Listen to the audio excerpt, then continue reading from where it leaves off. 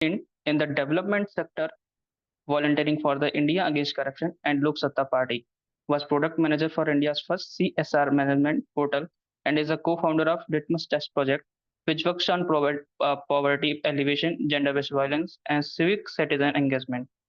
He currently works at Piramal Foundation as a proud member and the director in a 25-member CEO office. Over the last 4 years, he has anchored the critical strategy pivots, supported excellence in governance, and driven mission critical special first time ever projects. He draws inspiration from his time at the Education Department of Rajasthan, working with the ministry and key IS officers to craft policies for improving student learning outcomes. Srivashist is greatly influenced by his 5 years in corporate, creating SOPs for some of the largest brands in the world, managing India's largest social media community at that time, 43 million plus users. As an entrepreneur, he has been involved in the creation of two successful and one failed startup, and is on an advisory role for a further three more. When he is not working, Srivasist enjoys driving across the country with his partner, clocking 20,000 plus kilometers each year on car, either on bike. He is an avid, these days irritated Manchester United fan for more than 25 years. He is a mentor to 20 plus young professionals in the development sector and a Wipro organization design and development fellow. Sir, we welcome you in this organization and in this session. Uh, by not wasting so much time, I handing the mic to you. You are most welcome, sir, to speak on this topic.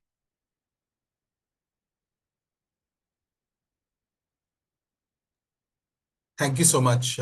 Thank you for that introduction. I think my proudest thing in all that you said was that I'm an irritated Manchester United fan, because I think that's the most relevant thing for me right now.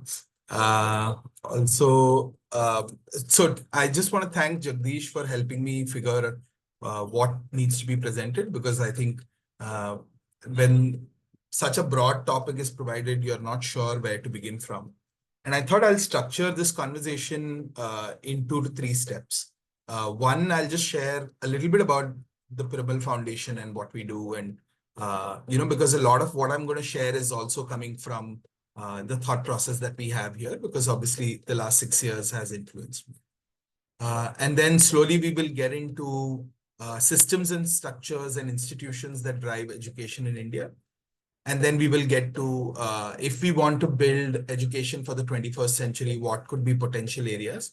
And as suggested by Jagdish, I'll try and keep it a little more, example oriented, so that we see some of the theory and then we are able to see it reflected on the ground. I'm going to be using a PowerPoint presentation, but at any point, in case you feel the urge to just stop me and ask a question, please feel free to do that. Or if you want to drop a question on chat, I'll just make sure that every 10-15 minutes I look at it so that I can just blend it in. So yeah, so here we go. I'll just share my screen in case somebody can confirm if it's visible. Yes, sir, it is visible. Awesome, great. So I represent Piramal Foundation. We are an organization which was set up in 2008. We run something called the Gandhi Fellowship, which I'm most proud of. We have about 3,000 young, young leaders who are trying to shape the way India operates. And predominantly, the 5,000 strong people, we are focused on public health, nutrition, education, sustainability, and gender activities. And we have certain thematic areas in which we operate. We are not a traditional, operator in that sense. And maybe I'll just use the next few slides to anchor how we do it. So when we looked at what we should focus on as a priority area for our foundation, we realized that if you look at the bottom quartile of India, it's mostly in the eastern part of the country. And if you look at the 112 aspirational districts, which is what is plotted on the map here, you'll notice that a lot of districts are flood prone, tribal majority, border districts, which have their own complications. So as we started unraveling this, we also were able to understand that you can't look at India as a monolith. While we are slated to be probably the third largest economy, we will have certain parts of India which will probably be worse off than South Sudan or Ethiopia. And I think one of the focuses of our foundation is to therefore go to some of these parts and try and see how we can contribute with the government and strengthen democracy there by improving implementation of a lot of the services that are provided. And of course, when we look at the bottom quartile, again, you'll see that the concentration is in this sort of a place. And we were able to estimate by looking at some of the numbers to just see how stark the difference is. Sorry, I'm not able to see the content. Move things around. Yeah. Okay, cool. So if you see maternal mortality is supposed to be 70 for India. If you look at the top 75 percentile, we're already at 75, right? But if you look at the bottom 5 states, they're at about 165. Again, if you look at the doctors, it'll be 133 here and 86 here. Although the health spendings are almost similar, but of course, they're way off the 11% that it should be on.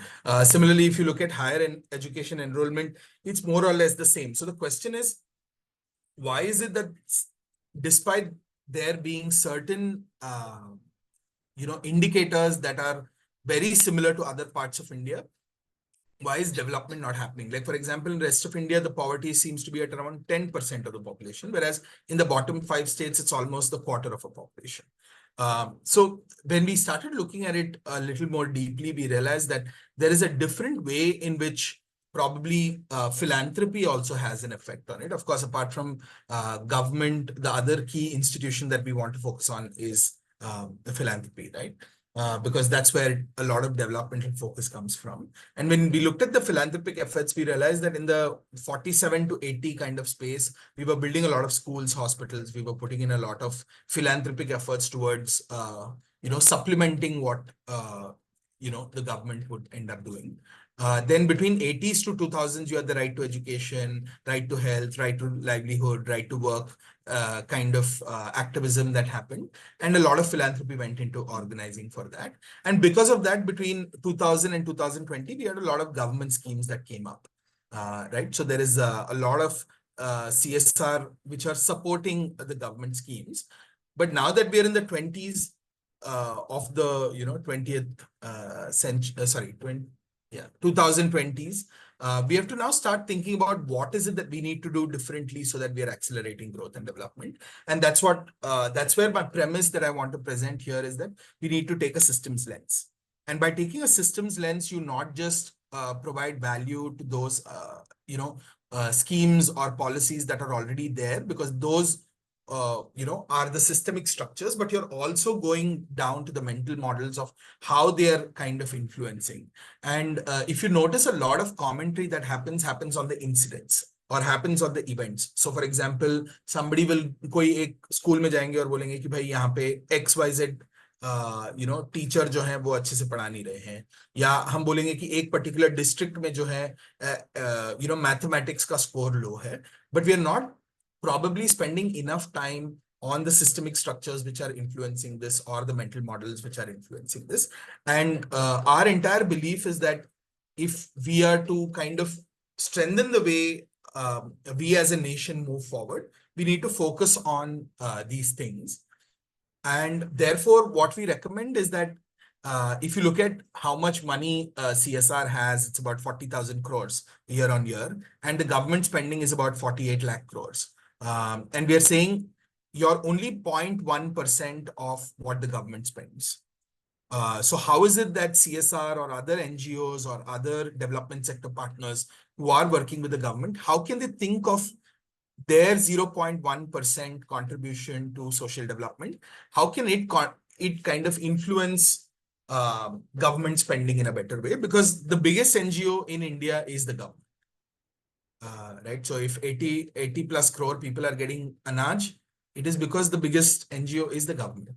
And the question is always, I mean, there are famous quotes about हम 1 रुपए देते हैं तो इतने पैसे ground तक पहुंचते हैं करके. There are lots of these commentaries that happen. But our focus is, can we at least improve it by 10%? And what are therefore the steps that you need to take? And another lens to kind of start thinking about this is because, again, using the same framework, we could potentially say that initially in the 60s to 80s or 40s to 80s, we used to do what is called charity.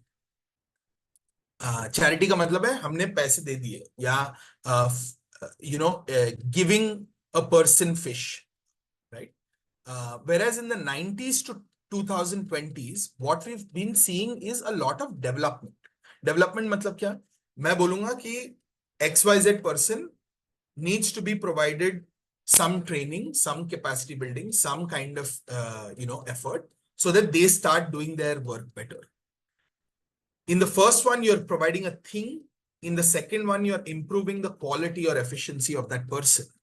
But we strongly feel that between 20 and 40, we need to focus a lot more on the institutions. Because आप बार बार जाके किसी को train करके आ जाएंगे, but the system will kind of keep stopping it. And one of the anecdotes I just want to share is when I speak to some of the old timers at Piramal Foundation, they will tell me about a time जब हम schools में काम करते थे. तो हमारे Gandhi fellow 5 स्कूलों में जाके काम करते थे, एंड स्पेशली एजुकेशन का कॉन्वर्सेशन है, so this is even more interesting.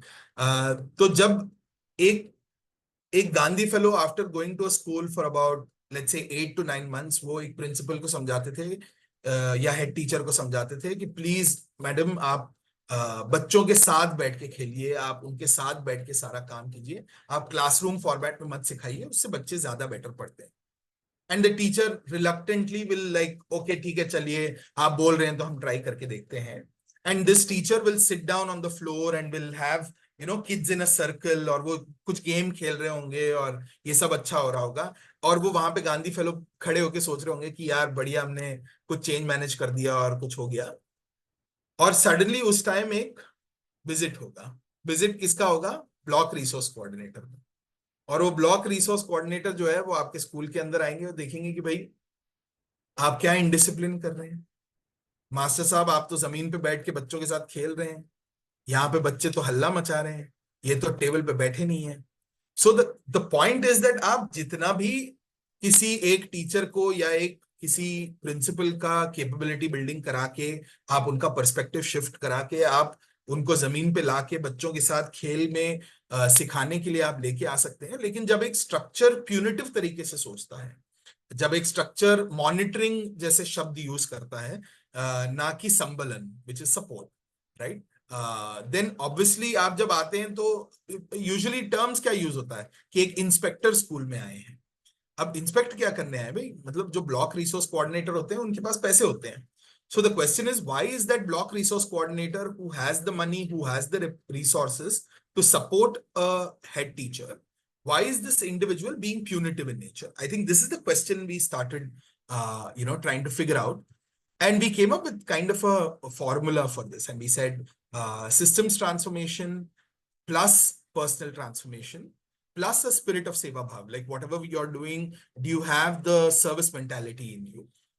Is equal to transform society. And this is not just true in government systems. So I'll go back again to one of my first jobs where I used to work for a leading market research firm. And तब I don't know आप में से कितने लोग शहरों से join कर रहे हैं, लेकिन आपने जरूर शॉपर स्टॉप का नाम सुना होगा. एक बहुत बड़ा चेन है. शॉपर स्टॉप मेरा one of the first clients था. एंड जब मैं उनके सीईओ के ऑफिस में गया उनसे मिलने के लिए, तो उनके सीईओ ने मुझे उनका कार्ड दिया, जैसे यूजुअली जब मीटिंग्स में कार्ड दिए जाते हैं. उसमें मुझे सबसे इंटरेस्टिंग बात लगी कि उनके नाम पे लिखा था फलाना फलाना chief executive officer and customer sales executive. And that is always struck with me, because आप शॉपर स्टॉप भले कितना भी पॉश एरिया हो, भले आप उस उस ऑर्गेनाइजेशन के सीईओ बन गए हो या मार्केटिंग चीफ मार्केटिंग ऑफिसर बन गए हो, आपके टैग में हमेशा ये होगा कि आप एक कस्टमर सर्विस एग्जीक्यूटिव हैं. क्योंकि आपका जब बिजनेस होता है कि आप कपड़े बेच रहे हैं या परफ्यूम बेच रहे हैं या एक कस्टमर के साथ एंगेज कर रहे हैं, so as a principle they don't want to move away from that concept of being in service or providing that service to people. So given this context, I just want to move on to education. So I just set the context for how as an organization we think and how we believe strengthening democracy involves strengthening institutions, enabling behavior change, and ensuring that people are doing it in the service mentality rather than just doing it. And hopefully through that, our society will transform. And now that we are coming to the education part of things, if you typically think of education, this is kind of a framework that people will provide, right?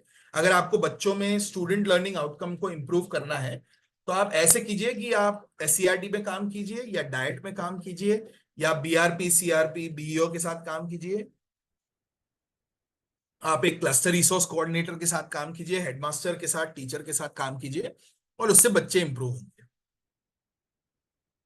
But I just want to take you to a different frame. And I want to say that education department has 4 key institutions that they work with, right? And each of these 4 key institutions, which is Department of Education, Samagra Shiksha, SCRT, which is your, again, the body which is mentioned over here as the first one, and CMAT, which is the State Institute for Education Management and Training. Each of these have their own roles to play. Like your Department of Education is almost the HR. यहाँ पे लोगों की भर्ती होती है, नियुक्ति होती है, ट्रांसफर्स होते हैं, जितने भी पोस्टिंग्स आती हैं यहाँ से आती हैं. This is your de facto HR department. दूसरा है समग्र शिक्षा, which is where the money is. तो पहले ये राष्ट्रीय माध्यमिक शिक्षा अभियान था या सर्व शिक्षा अभियान था, अब हम समग्र शिक्षा बोलते हैं. लेकिन यहाँ पे आपको पता चलता है कि भाई आपको करना क्या है. जैसे आपको FLN, foundational literacy and numeracy का प्रोग्राम चलाना है, आपको कुछ चिल्ड्रन विद स्पेशल नीड्स के लिए करना है, या कुछ भी करना है, तो यहाँ पे आपको बजट आवंटित होता है. And then SCRT is where you have quality, and CMAT is where you have administrative training for middle managers. And when you look at the number of middle managers, in a district, you would have about or in a state like Rajasthan, where I've spent most of my time, you would have about 400 people at district education officer cadre, right? And these are your classic middle managers who are operating at different administrative capacities in a district. And just like how you have, let's say, a Labasna where IAS officers go to train, you don't have something like that for the education department. तो कल आप एक particular district के 1600 student, कुछ 50 teachers या may be 30-40 teacher वाले एक school के हेडमास्टर थे, एंड सडनली आपको आज मैं प्रमोट करके डिस्ट्रिक्ट एजुकेशन ऑफिसर बना देता हूं, और आपको मैं 400 करोड़ रुपए दे दूंगा और बोलूंगा कि भैया आप ये चलाओ. And if you look at most listed companies in India, their SBOs will have profit of about 400 crores. उनके जो CEOs होंगे वो बड़े बड़े मैनेजमेंट इंस्टीट्यूट्स में पढ़े होंगे, उनकी करीबन 20-25 साल की ट्रेनिंग होगी to operate at different levels, and then they are able to do it. But in this case, none of these people have that training. So जो डिस्ट्रिक्ट एजुकेशन ऑफिसर है या डाइट प्रिंसिपल है, शायद वो एक principal थे. And to expect that to operate at a critical position is just uncalled for, right? And as you go down to a block level, मतलब SCRT का तो फिर CMAT का डिस्ट्रिक्ट लेवल पे खत्म हो जाता है. SCRT का ब्लॉक लेवल पे कुछ नहीं है. बीच में कुछ एक्सपेरिमेंट चले थे कि हम बाइट चलाएंगे, जैसे district institute for education training होता है, वैसे block institute for education training की बात हुई थी. बिकॉज वापस वही चर्चा हो रही थी कि भाई अगर आप उदयपुर जैसे डिस्ट्रिक्ट की बात करें, तो वहां पे हर ब्लॉक का अपना एक पहचान है, अपनी अलग एक कल्चर है, तो कैसे हम उसको उस लेवल तक लेके जाएं. या MP में भी ये बहुत सारे जगहों पे आप देखेंगे कि ब्लॉक टू ब्लॉक बहुत वेरिएशंस होते हैं. लेकिन क्वालिटी या एक एडमिनिस्ट्रेटिव पर्सपेक्टिव से कोई ये नहीं होता. एंड जो लोग वहां पे होते हैं, मतलब अगर आप देखेंगे कि उन institutions, and if we look at SCRT और CMAT और दिस थिंग, इनके कोऑर्डिनेशन में कई सारे दिक्कतें आती हैं. इनके जो लोग होते हैं उनके रोल्स में बहुत सारा एलोकेशन में दिक्कत होता है. 2-2, 3-3 लोग एक ही चीज कर रहे होते हैं. I just want to focus attention on 40% of leadership time being spent on, let's say, something like litigation management, जहाँ पे आप अगर कोर्ट्स पे जाएंगे तो सबसे बड़ा लिटिगेंट जो है वो हमारा गवर्नमेंट ही है, because essentially employees of the government are placing cases against their government. So there is something which is going wrong institutionally, right? And if you look at hiring, or if you look at talent development in that sense, आप बताइए कि कोई भी government officer motivated क्यों होंगे?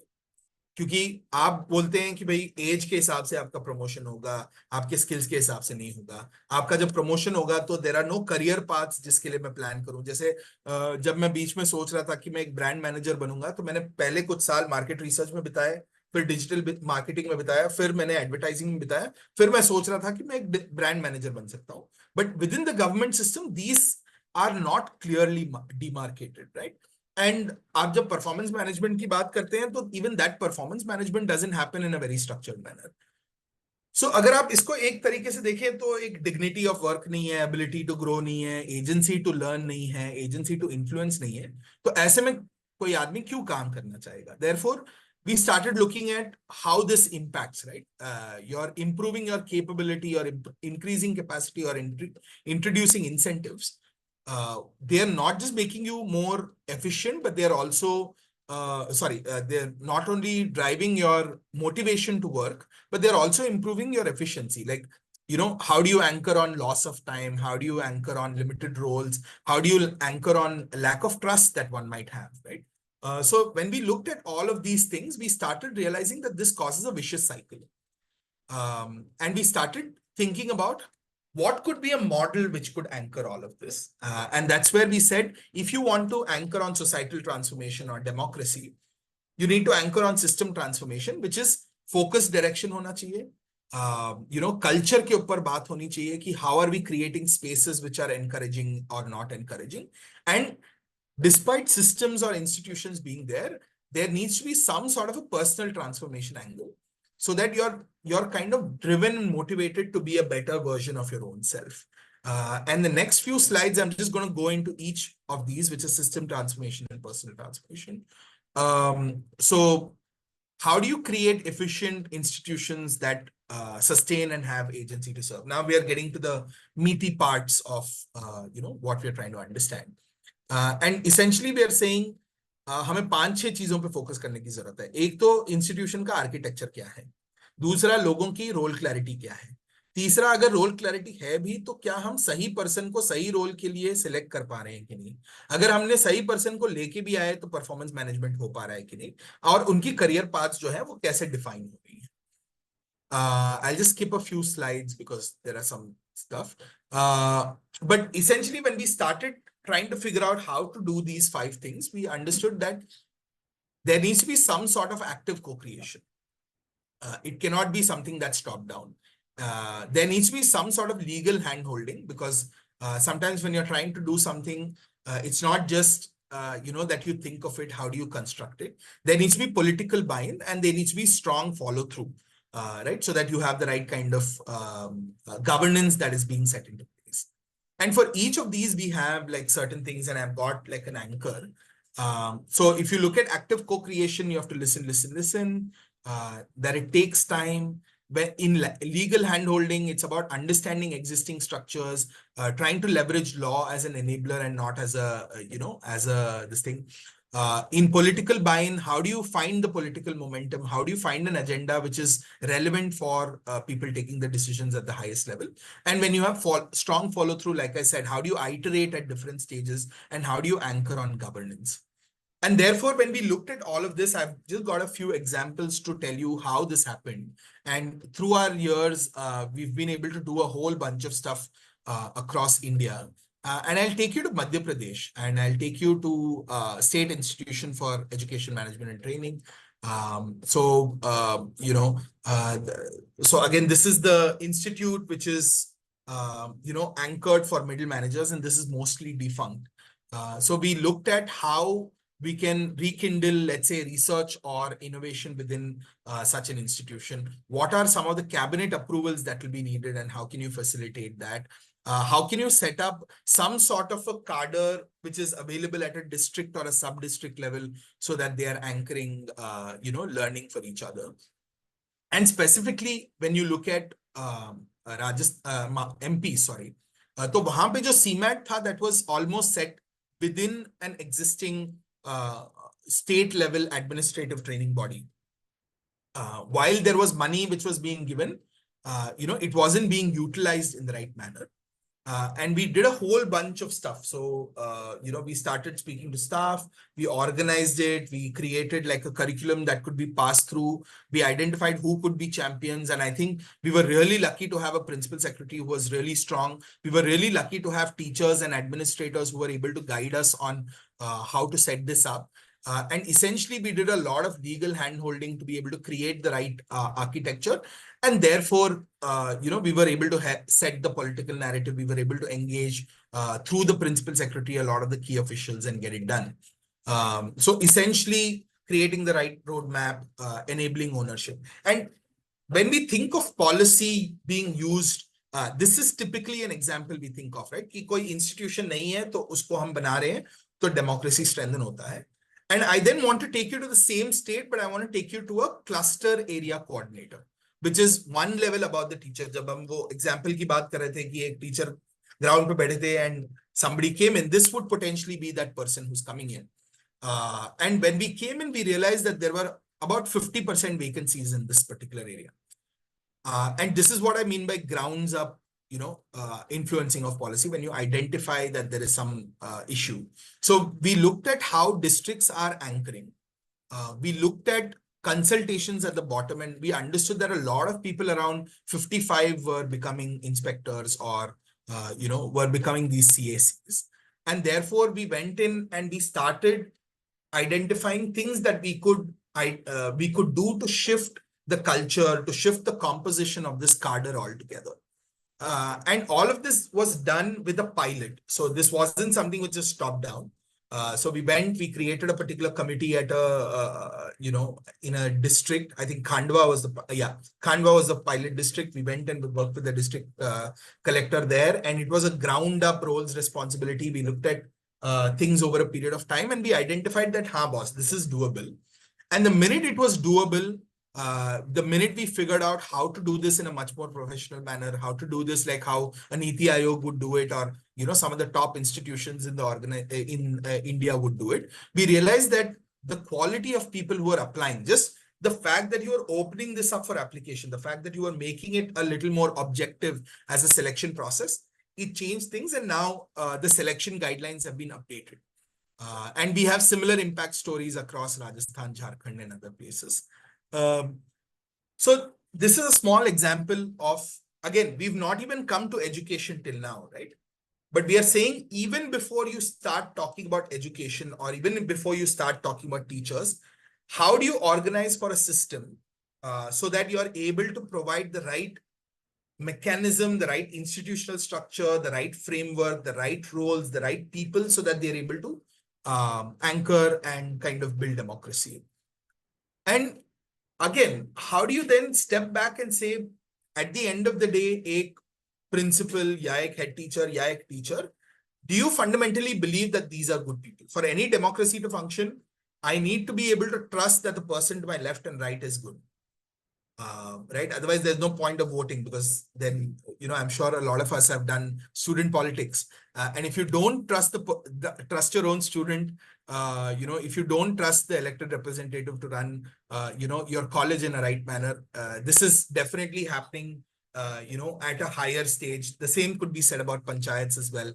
If you don't trust your neighbor, how could you trust them to become a sarpanch? And that's where a lot of these things come in. So our belief is that everybody wants to serve.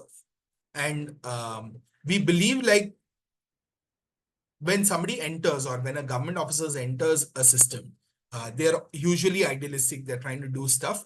But essentially, when you take away their agency to improve themselves, you take away their agency to be effective at work, when you take away their agency to, grow by merit, and you provide them the agency to influence the system, you're able to create the right cornerstone for each one of us to kind of contribute towards democracy.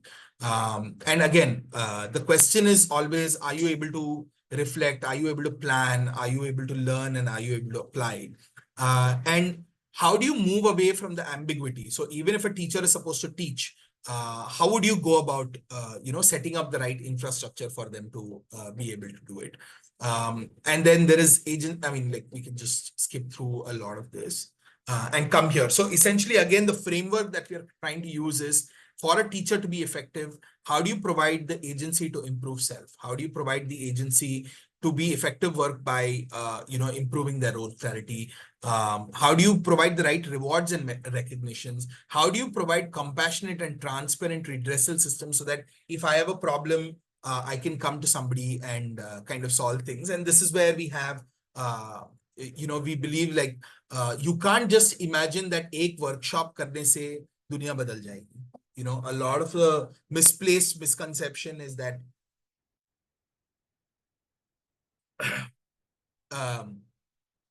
if you do one training for a teacher and if you provide them some time and effort, they will be able to change things. But we believe like you need to provide not just trainings, but provide them learning.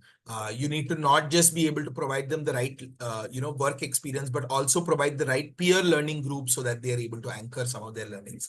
And we've built some frameworks around this. And some of our major learnings was that you have to create a community.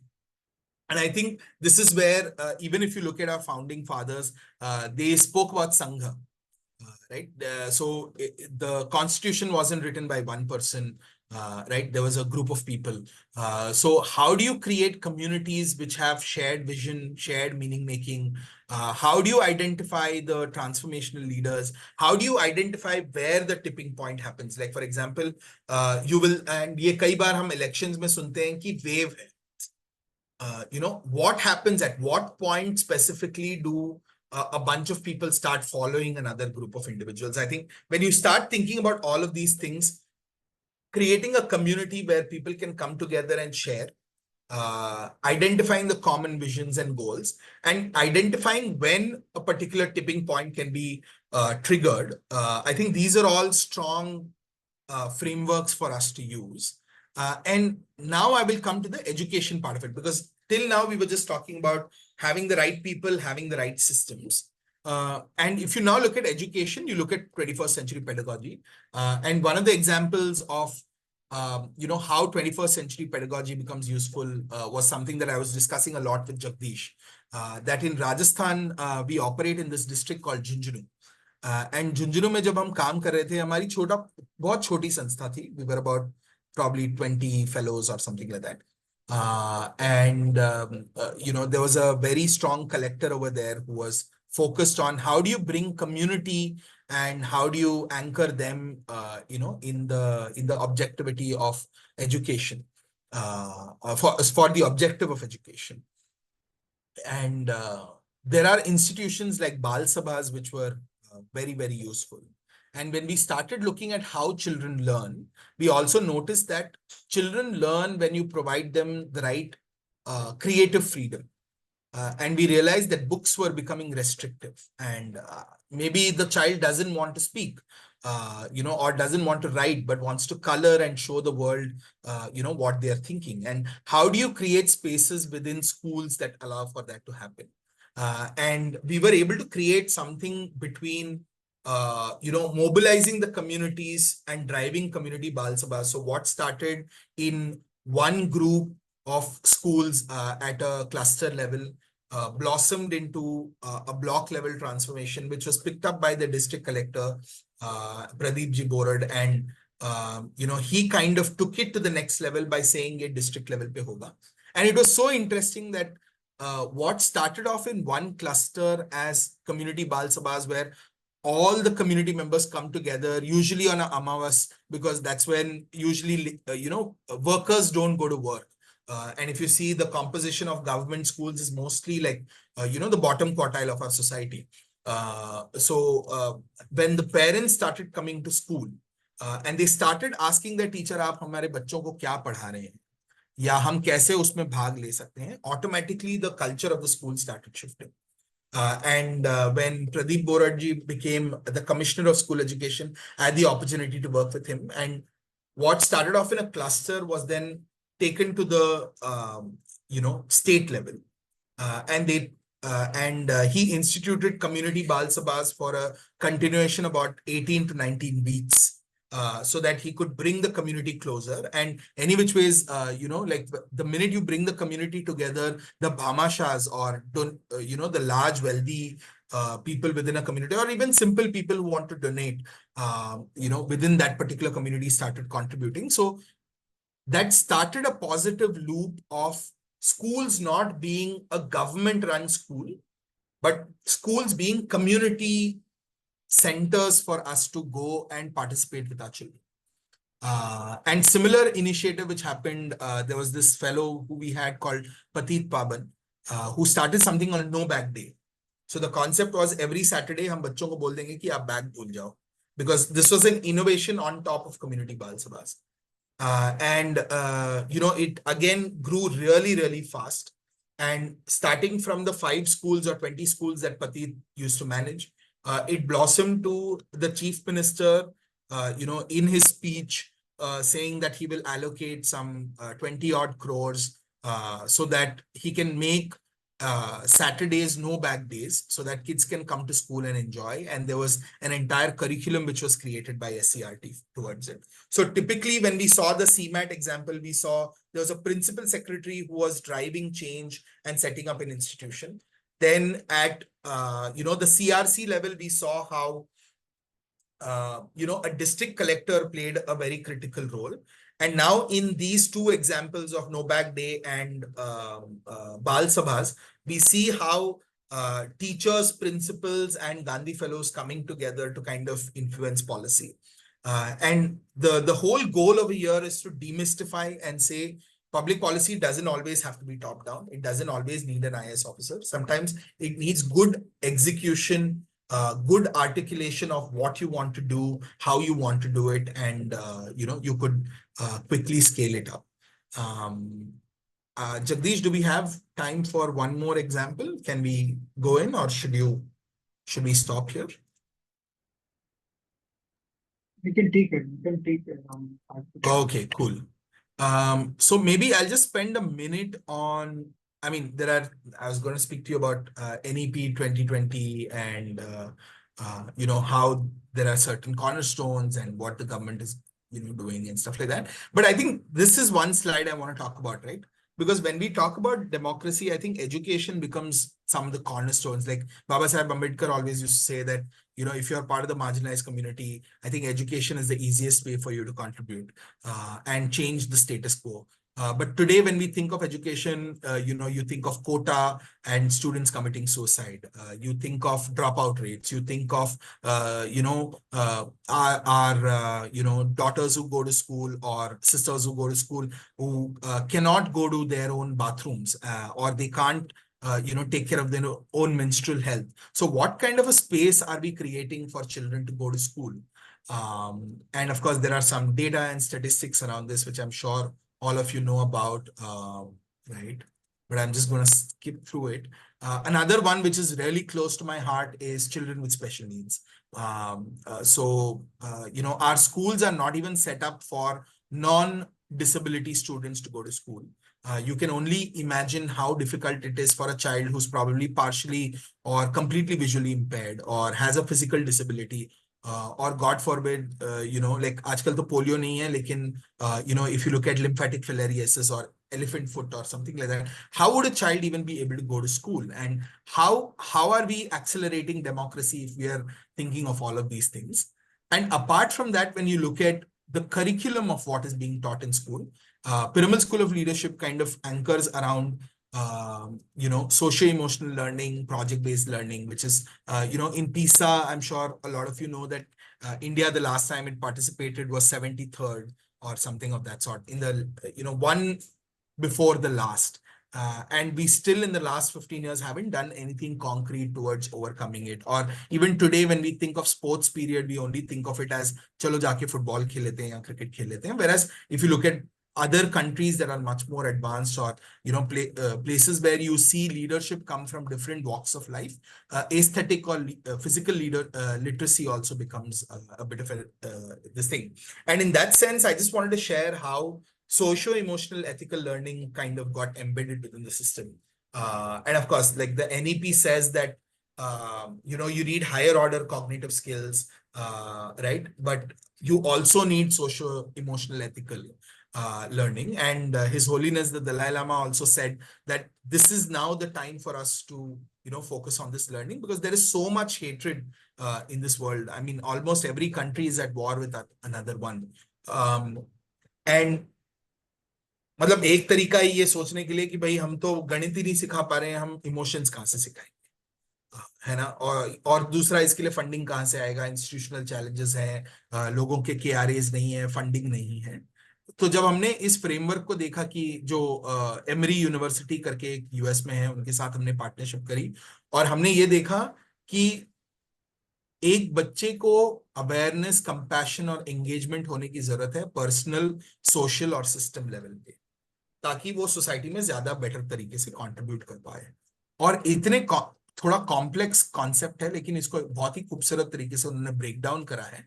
लेकिन जब हम उसको करने लगे तो हमने अलग अलग स्टेट्स में उसकी अलग अलग डिमांड देखी। जैसे हम जम्मू एंड कश्मीर में गए तो वहां पे बहुत सारा ट्रॉमा इंड्यूस्ड चैलेंजेस हैं, तो वहां के टीचर्स ने ये रिक्वेस्ट किया कि क्या हम उस तरीके से जा सकते हैं।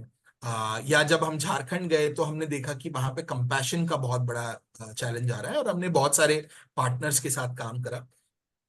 And this is again, matlab, till now we were thinking of top down or sideways or bottom up learning, but this could almost be learning from outside of our country, which is helping us strengthen our democracy, right? There is a model which comes from Emory, which comes into our lexicon. हम इसके बहुत सारे experiments करते हैं। इनके experiments करने के बाद वापस से हम ग्राउंड अप करते हैं कि जैसे झुंझुनू जैसे एक स्टेट में, या झारखंड में डुमका जैसे जगह पे, या दूसरे जगहों पे हम एक्सपेरिमेंट्स करते हैं। वहां से हम लर्निंग्स लेके एक एससीईआरटी में जाके उसको पॉलिश करते हैं, उसके करिकुलम को कस्टमाइज करते हैं। तो या मतलब, एंड इसमें हाईएस्ट लेवल के आईएएस ऑफिसर्स का भी कंट्रीब्यूशन आता है। And because of all of these things we are able to see a significant change in the curriculum that is being right. So this is almost need based, with every state identifying their own need. Be it Rajasthan, where patriarchy was the biggest challenge, or MP, where care and care for each other was the biggest challenge, or J&K, where trauma was the biggest driver. So each state was able to customize and build their own curriculum for their own future. And I think at the end of the day, if we need to kind of anchor our entire conversation around something, I would say, what is democracy if we are not able to have our own agency to decide where we want to go? And what but education, because that's the first thing that you're taught. IE के साथ हम और क्या हमें सीखना चाहिए, और क्या हमें करना चाहिए हमारे बच्चों के लिए, ताकि वो एक स्ट्रॉन्गर सोसाइटी और एक स्ट्रॉन्गर डेमोक्रेसी की तरफ जाए। So I think this was a quick presentation of how we are thinking about it. Would love to hear what are your thoughts, Jagdish, and open it up to others as well. Thank you so much, sir, for your enlightening session. You have encouraged us for this session. Now I will be inviting questions from the participants. Those who want to ask question can raise their hands. We will unmute them for questions. Participants can also write their questions in chat in whichever way they are comfortable.